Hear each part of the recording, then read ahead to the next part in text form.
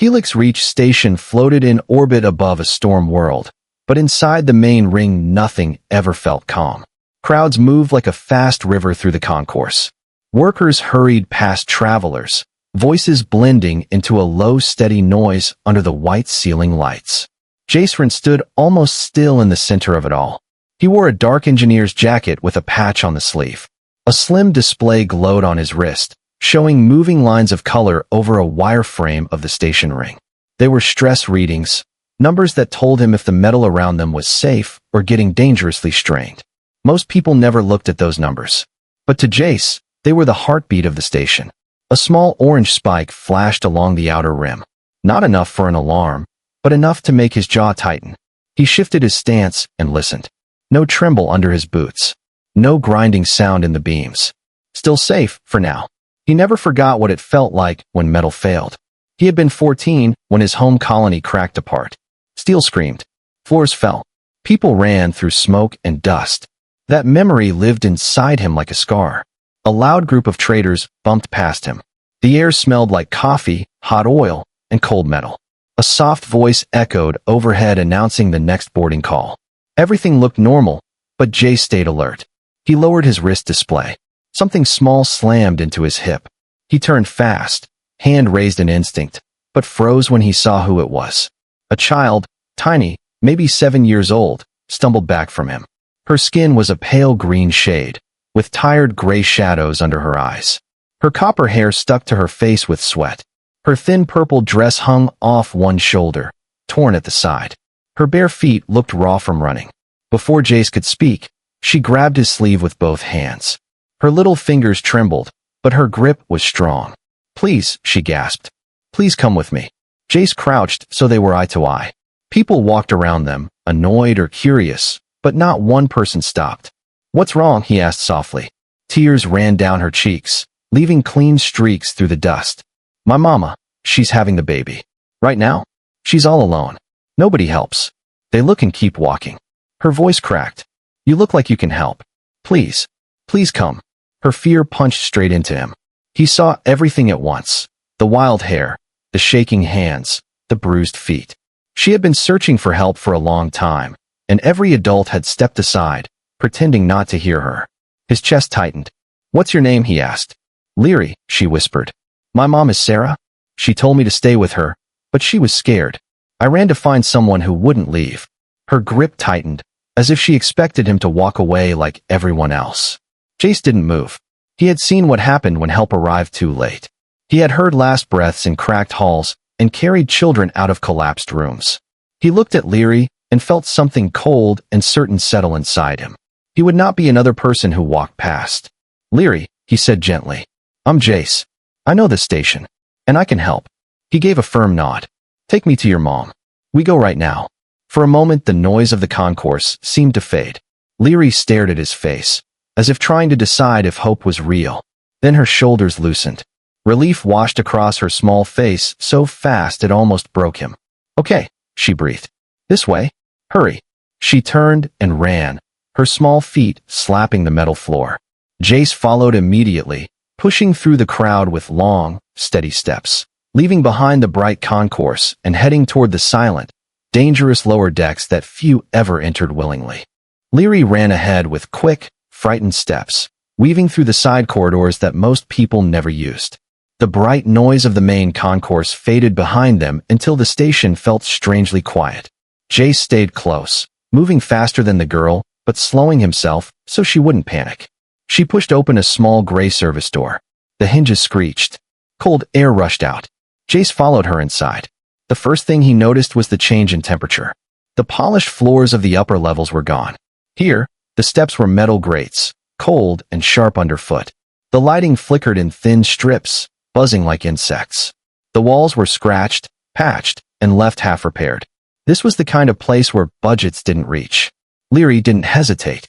She moved down the stairs, gripping the railing with her small hands. Her feet slapped loudly against the metal. "Slow down a little," Jace said gently. "I won't lose you." She glanced back for only a second, checking he was still there.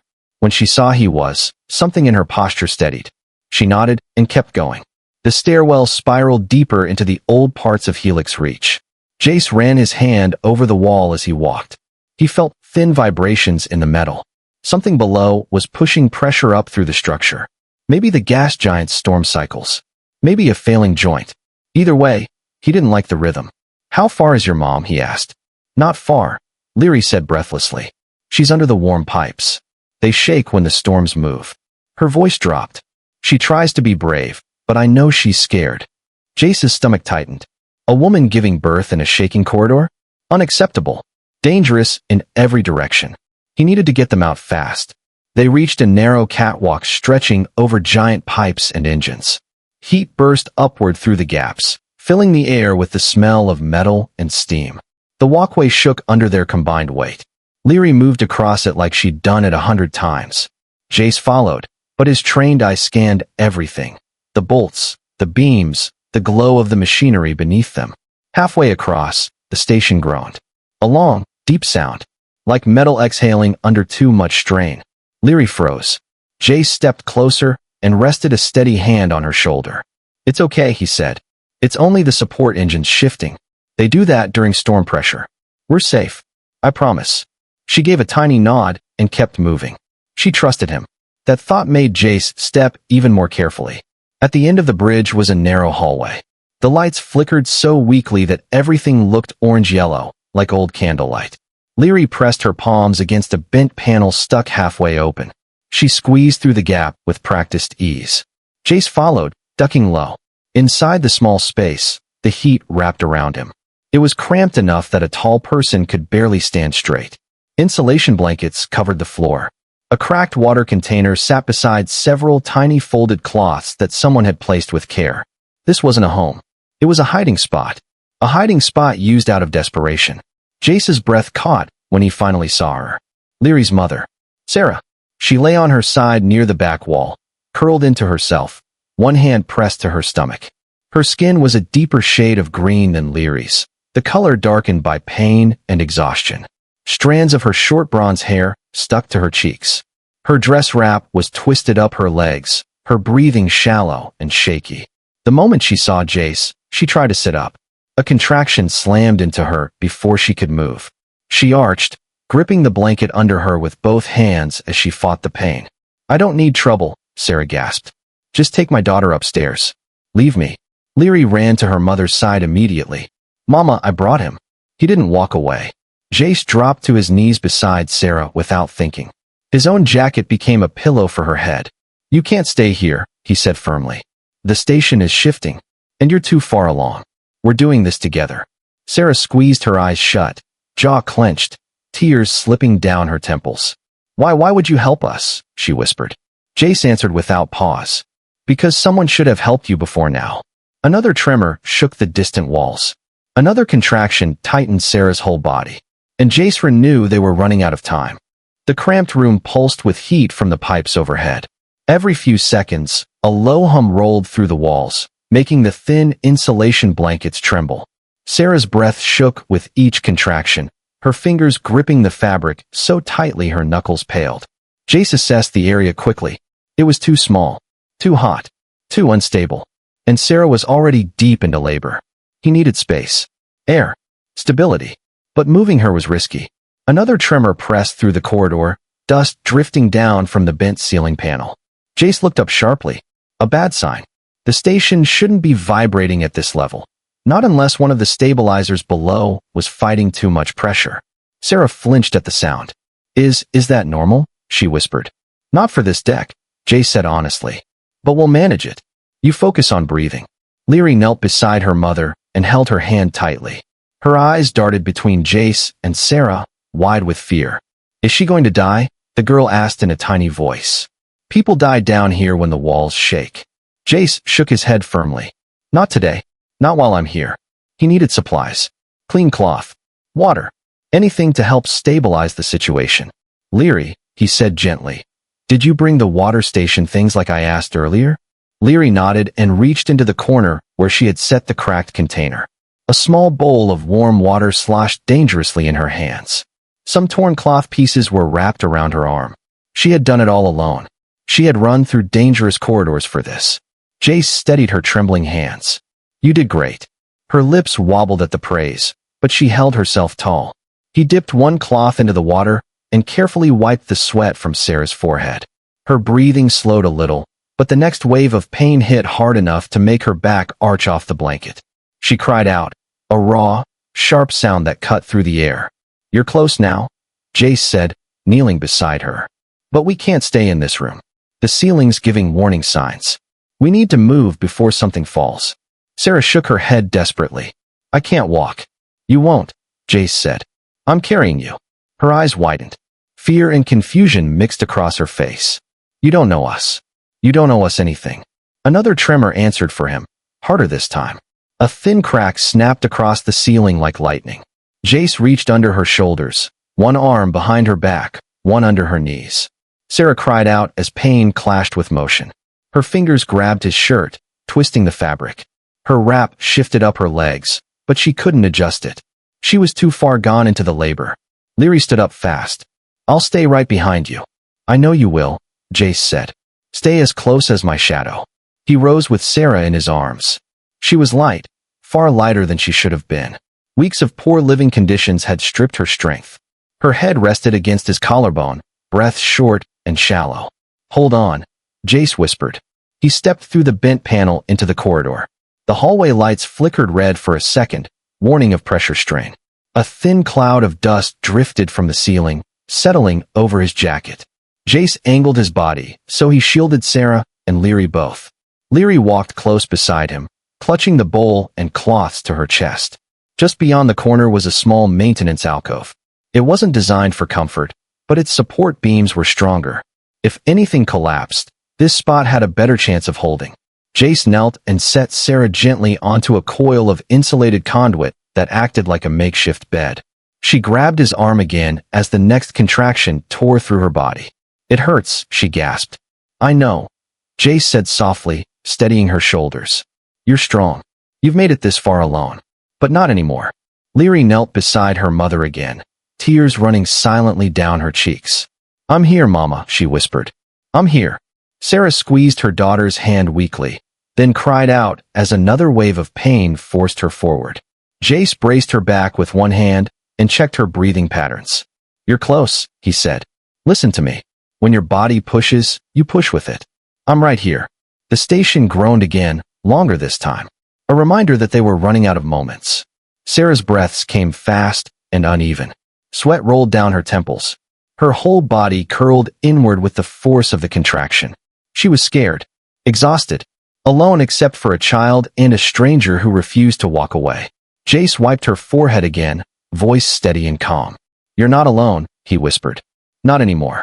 The next contraction hit, and the long, dangerous birth of a child on shaking metal truly began. The old corridor hummed like a giant machine breathing too fast. Every vibration rolled through the metal floor and into Jace's knees as he knelt beside Sarah. Her breaths came in short, painful bursts.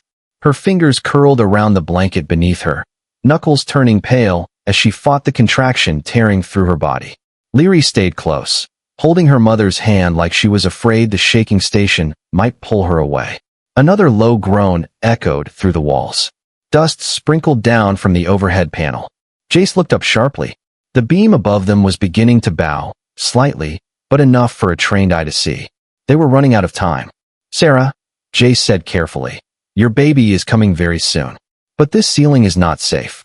We need to get you through the pushing stage before anything gives." Sarah pressed her lips together, her breath trembling. I can't do this." "You can," he said. His voice softened but stayed firm. "You've survived things most people in this station never will. You can do this." Another contraction seized her body. She cried out, loud, raw, desperate. Jace placed one hand behind her back, steadying her, guiding her through the motion. "Breathe in," he said. "Slow. Don't fight it. Let your body do the work." Leary wiped her mother's forehead with a damp cloth, trying to be brave even as tears streamed down her face. "Mama, please don't leave me." "I'm not leaving," Sarah whispered, voice cracking. "I'm right here." The room suddenly shuddered as a sharp metallic crack shot through the hallway. Jace reacted instantly. He reached out, pulled Leary closer, and shifted his body over both mother and child as dust rained down. The ceiling didn't fall yet, but it warned them that it might. Sarah's chest shook as fear hit her harder than the contraction. It's going to collapse, isn't it? Jace leaned close, steady and calm, even though his pulse raced. Not before your baby arrives. And not with me here. He wasn't sure if that was a promise he could make, but he said it like it was law. He checked Sarah's position. She was trembling all over, her muscles exhausted, her strength almost gone. But the baby was descending quickly. Too quickly for him to move her anywhere safer. This is it, Jace said. When the next wave comes, you push. I'll guide you. Sarah nodded weakly, gripping his sleeve. Her eyes were glassy with pain and fear, but inside them was something else, trust. She didn't want to trust a stranger, but her daughter had brought him, and he had not abandoned them. The next contraction struck like a storm. Sarah cried out again, her whole body pushing with the force of the pain. Jace supported her back, adjusting her angle, murmuring calm instructions. That's it. Good. You're doing it. Keep going. Leary pressed against her mother's shoulder, crying quietly, but staying brave. She watched Jace with wide eyes, clinging to every word he said as if those words were keeping the station from falling apart. Another vibration ran through the floor. The pipes under them whined from pressure. Jace felt sweat run down the back of his neck. He needed the baby out now. Sarah, he said, voice low but strong, one more. Push hard. Her hands tightened around his arm. She screamed, not in fear this time, but in pure effort. Her muscles shook. Her body bowed forward. Then, a thin, sharp wail cut through the shaking corridor. Leary gasped. Sarah collapsed backward, sobbing in relief as her body sagged with exhaustion. Jace caught the newborn boy in both hands. Small, warm, alive. He wrapped him quickly in one of the least damaged cloths Leary had brought, then held him close to Sarah's chest. You did it, he said softly. He's breathing. He's perfect. Sarah cried harder, clutching her son, pulling him against her heart. Leary rested her forehead against her mother's arm, staring at her new brother with trembling wonder. But the station wasn't finished warning them. A sudden jolt shook the walls again, strong enough that the maintenance beam above them bent with a loud metallic whine. Jace looked up. It was time to move. He stood, eyes sharp, pulse fast, every sense alert. We need to get out of this corridor, he said. Right now. Sarah held the newborn close. Leary clutched her mother's dress. Jace positioned himself in front of them, ready to shield them from whatever fell next. For the first time in years, the forgotten lower decks were about to witness true human defiance. And he was not letting this family die here. The corridor groaned again, this time loud enough to make the walls shake. A thin crack zigzagged across the ceiling panel, widening with each vibration. Jace's eyes narrowed. He knew that sound. Metal fatigue. A warning before failure. We move now, he said sharply. Stay behind me. Don't stop. Sarah clutched her newborn to her chest and tried to sit up, but her arms trembled. She was too weak. Leary immediately pressed herself to her mother's side, trying to help even though she was too small to support her. I can't walk, Sarah whispered, breath unsteady. You don't have to, Jace replied. He crouched, slipped an arm behind her back and another under her legs. She gasped as he lifted her, the pain still raw in her body. Her wrap loosened again, but she didn't even try to fix it.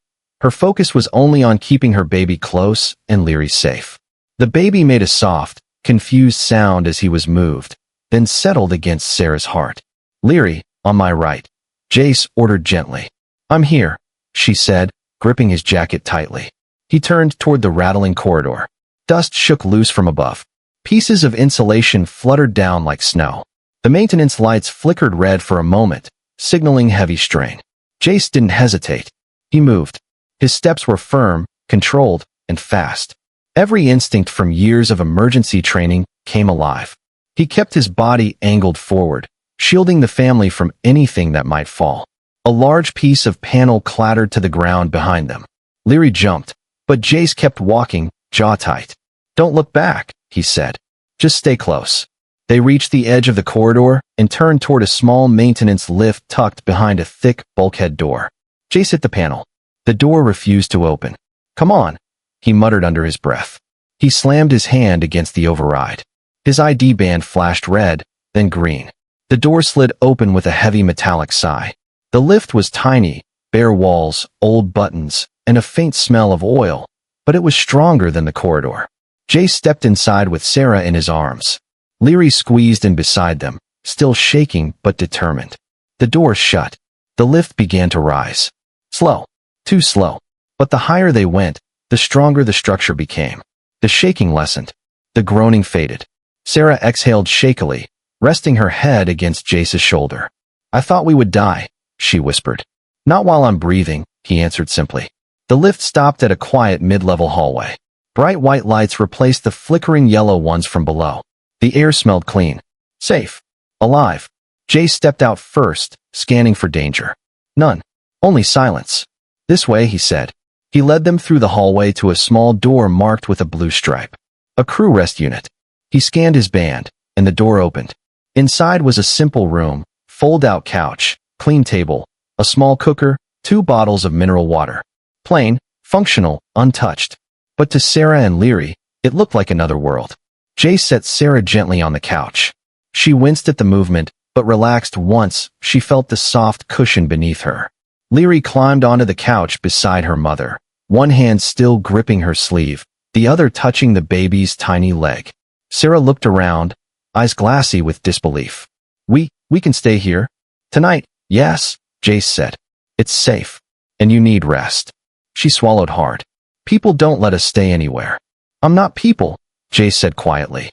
Her breath caught for a moment. No one had spoken to her like that in months. He turned toward the small cooking unit and opened a ration packet. Heat filled the room as he warmed the bread. The smell made Leary sit straighter, hunger flashing across her face. "Eat," he said, handing her the warm plate. She nodded fast, taking a big bite like she hadn't tasted real food in days. Sarah watched her daughter, tears shining in her tired eyes. Jace knelt beside the couch. "And you," he said softly, "need strength. You lost a lot back there." He handed her water and bread. Sarah hesitated, as if afraid it wasn't really meant for her. Then she took a slow bite, her body trembling with relief as warm food hit her stomach. Leary scooted closer to Jace, leaning her head against his arm. She hadn't meant to. It just happened. But she didn't pull away. And neither did he. "You saved us," she whispered. Jace shook his head slowly. "No," he said. "Your mother fought through everything down there. You ran for help. I just did the part that should have been done long before." Sarah stared at him, exhausted, overwhelmed, and holding her newborn close.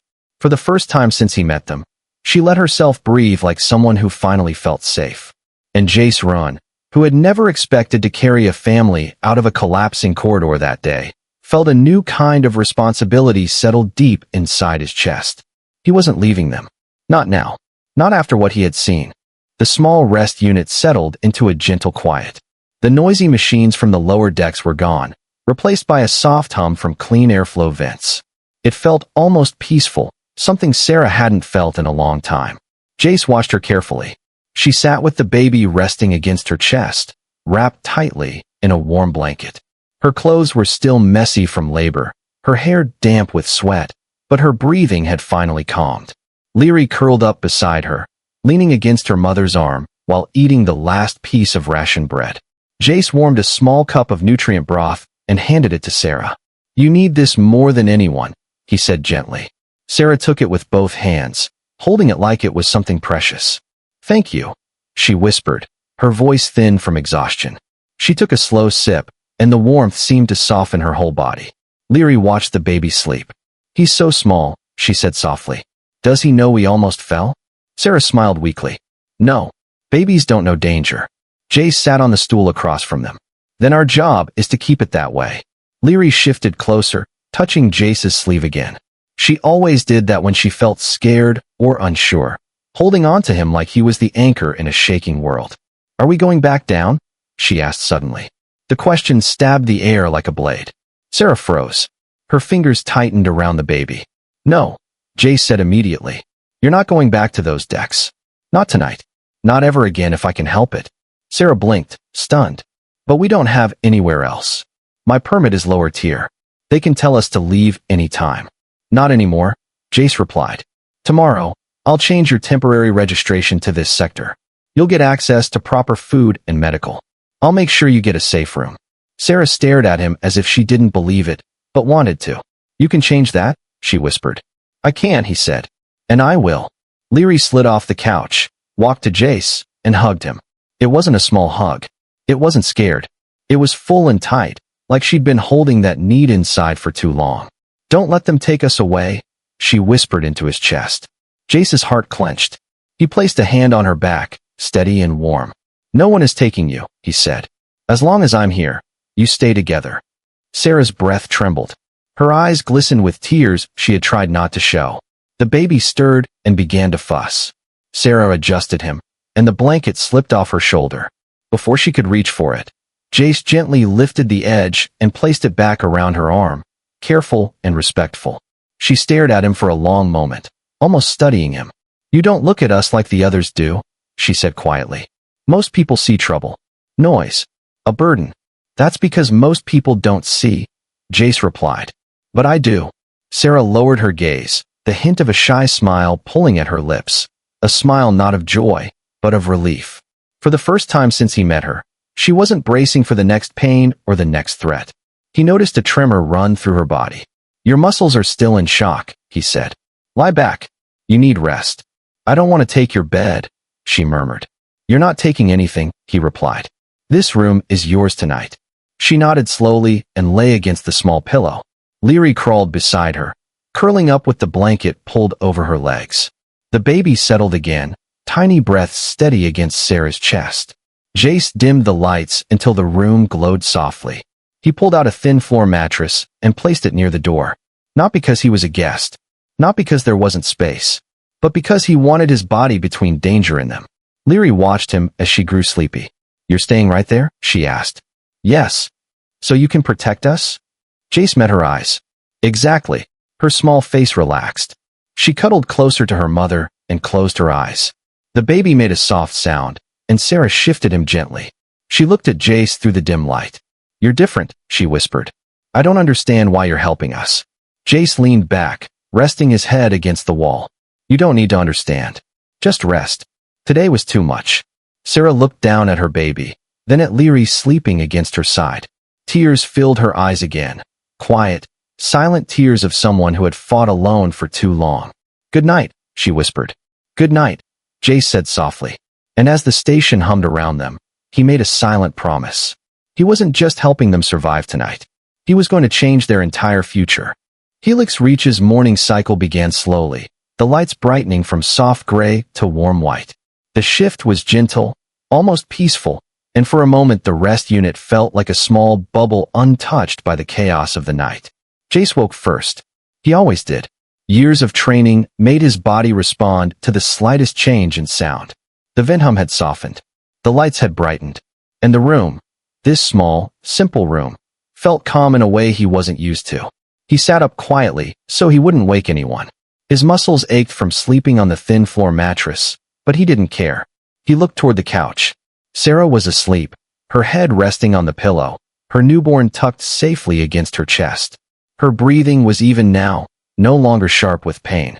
Her hair fell softly around her face, and for the first time since he met her, she looked at peace.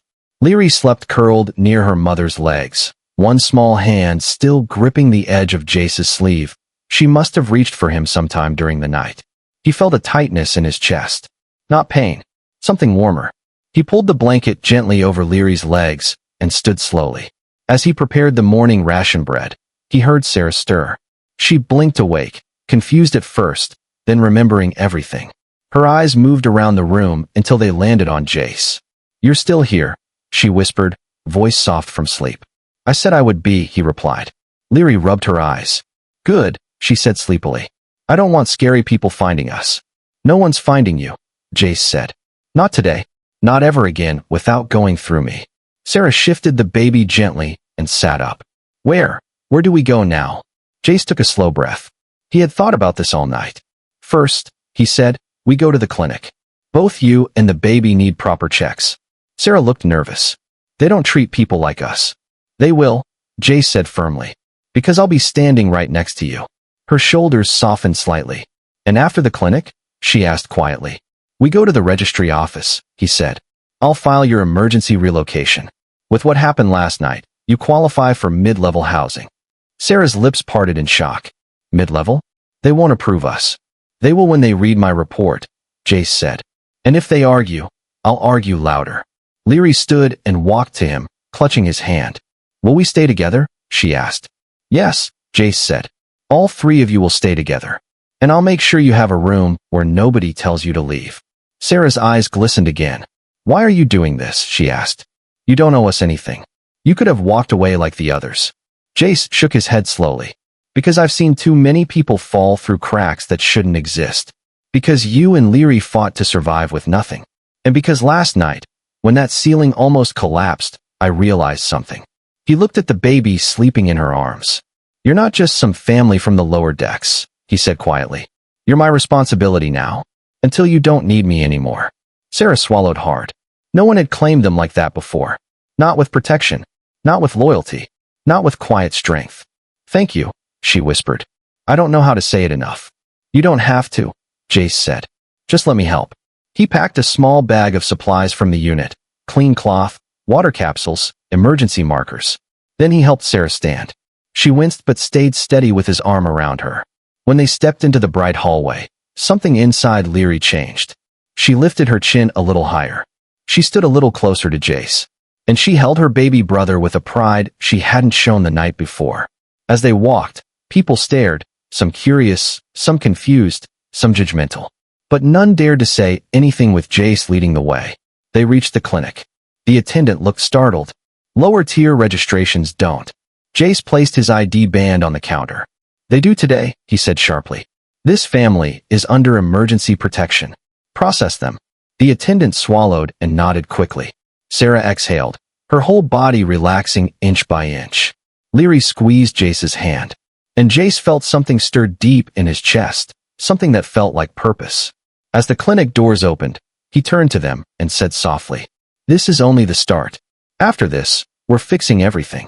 Sarah looked at him, eyes shining. Leary smiled for the first time in days. The baby slept peacefully, unaware of the world beginning again around him. And together, with Jace leading them forward, they walked into the bright new day. A family built not by blood, but by humanity.